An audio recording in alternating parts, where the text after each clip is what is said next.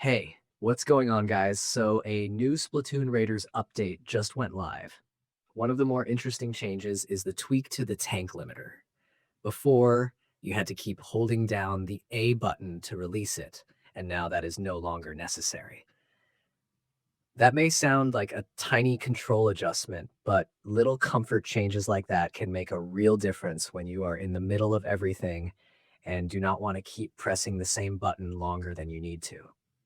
They also fixed the auto hide feature in the Hideout Ship and in dungeons, so things like the showstopper gauge will actually disappear when you stop pressing buttons for a while, the way it was supposed to in the first place.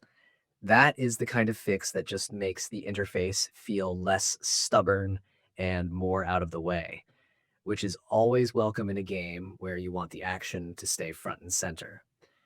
There are also a couple of combat and movement fixes here that feel really important.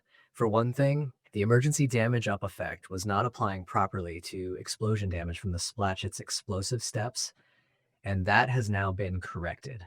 So if you were relying on that interaction, it should finally behave the way players probably expected from the start.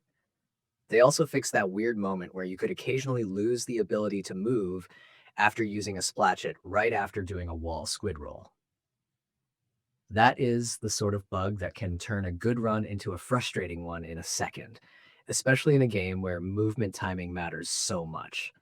On top of that, Soyu Cliffs got a fix for the fish stick issue where it could clip into the terrain and become impossible to defeat. That is one of those problems that sounds funny until you are the person stuck dealing with it. And then there are the fixes that are just plain good to see because they deal with specific weird edge cases.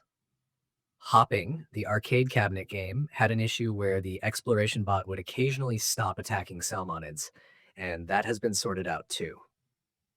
There was also a crash fix for a pretty specific situation where tapping the Nintendo Switch 2 touchscreen on the fog swirl screen after launching the game could make it crash. That is very much the kind of bug you would not want to discover by accident, so it is nice to see it addressed quickly.